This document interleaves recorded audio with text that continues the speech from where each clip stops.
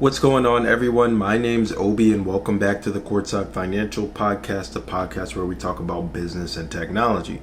Today, we're talking about two stories in the Chinese EV market that tell a complete story about competition, maturation, and really just independence. First up, we talked about this yesterday. We've got NIO, who has officially terminated their partnership with JAC. Now, before you panic sell, they offered some more clarity, some more color on this news, and that's why we're talking about it again. This sounds like actually a graduation story instead of a bad breakup. And then we'll talk into a more broader story. We'll talk about Tesla trying to end the price war while companies like Xiaomi are just getting started. So buckle up. We've got a super interesting one for you guys today.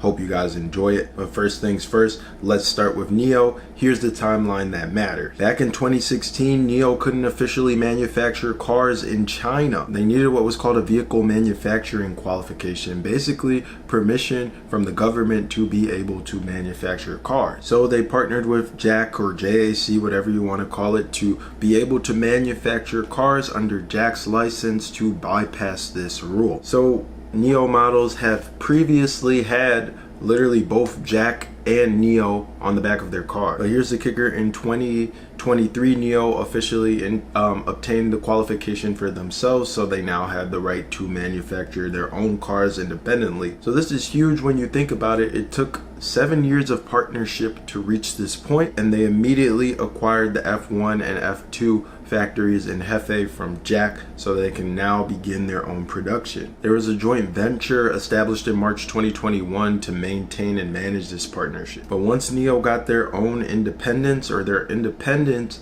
it just became redundant, and so that's why they're now resolving it. So let's talk about what this means for NIO's future. The F1 factory has been operational since 2018 and the F2 factory since September 2022. The F2 factory is particularly interesting because it's the first project in the NIO Parks industrial complex, and it's where they produce the NIO ET5 sedan. But here's where things get interesting and should catch your attention. CEO William Li announced that in September 2025, coming up pretty soon here, the F3 factory will become live and operational. It's going to cater to a brand outside of the NIO brand, but obviously a sub brand. We're talking about Onvo, but more brands obviously require more factories and more manufacturing capability. That's what NIO's doing. The relationship with JAC isn't ending though. They're continuing to collaborate on R&D, battery swapping development, and component manufacturing. In January 2024, they signed a strategic cooperation specifically for battery swap technology, which is still NIO's key differentiator in this electric vehicle market. So why does this matter for NIO investors? Well, independence means control. NIO now controls their production supply chain from design to manufacturing and delivery. No more split branding, no more dependency on another company's manufacturing capability. This is NIO now fully owning their destiny. But let's zoom out and look at the broader market dynamics, because while NIO is now controlling their supply chain, the entire Chinese EV market is entering a new wave of competition, which we have to discuss. On July 1st, we talked about this, but Tesla did something pretty interesting. They raised prices.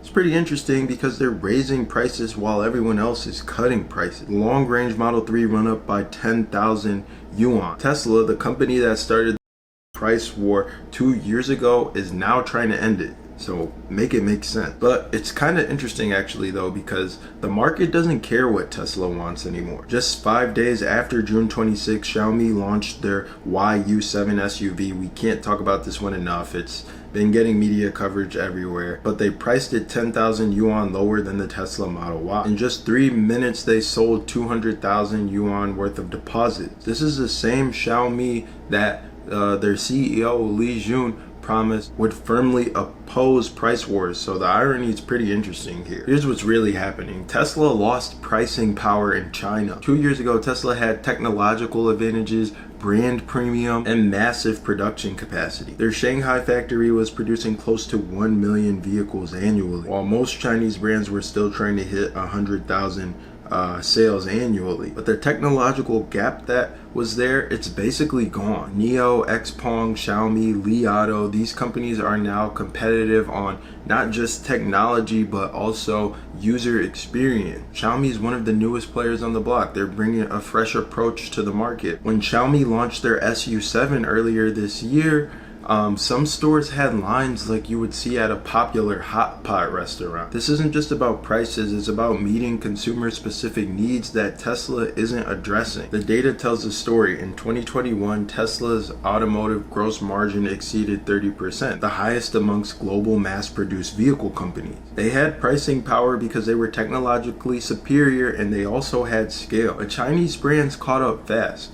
By 2019, when NIO was struggling with financing and had to sell their stamping equipment to Tesla, they were still saving Tesla 6 to 7 months of lead time. That's how fast Chinese supply chains were moving. Now, Chinese brands are launching new models monthly. The pace of innovation has shifted from breakthrough technology to refined user experience. Every manufacturer is trying to become BMW, Mercedes-Benz, Audi, what they were to consumers of the post-1995 generation. What's fascinating is how the nature of competition has evolved in this market. The early price war was about market share, everyone cutting prices to grab volume, but now it's about grabbing specific consumer segments. It's essentially what people are calling a competition for the crowd. For example, a company called Leap Motor just became a champion for third-tier cities and rural areas in China where families want SUVs for multiple children. Xiaomi succeeds by targeting first and second-tier cities with smaller families, and so there's just different regions, different demographics, and different needs. This brings me to what I think is the most important insight. The Chinese EV market has moved from engineer-driven to user-driven product. It's no longer about making the best technical product, it's about making the best product for specific groups or of people, demographics, etc. You got to price it competitively on top of that, and the methodology is excellent product plus differentiated experience, time precise population targeting, and competitive product. That's the recipe for success. This is why NIO's independence matters so much. They can now optimize their entire production and development process around user specific needs rather than working within the constraints of the partnership that they previously had. Well, they still have the partnership, but you know what I mean, the manufacturing partnership. Looking ahead, the third and fourth quarters of 2025 will be crucial. We're seeing a new wave of product launches from companies that have discovered or defined user-specific needs and categories, developing their products accordingly. The price war is not ending. It's evolving into something far more sophisticated than it ever was. For NIO specifically, their timing is perfect.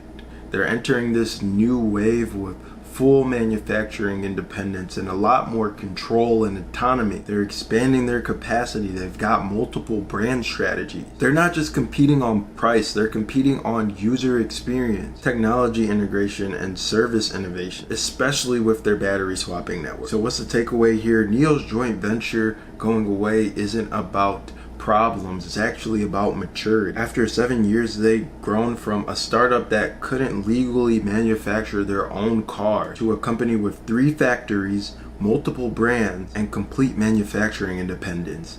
That's the real story here. The broader market dynamics are showcasing how the EV market is entering a much more sophisticated phase. It's not just about making cheaper cars, it's about making better cars and better for specific groups of people. And in that environment, companies with strong user-focused innovation and manufacturing flexibility will thrive. That wraps up this episode of the Courtside Financial Podcast. If you're new here, my name's Obi.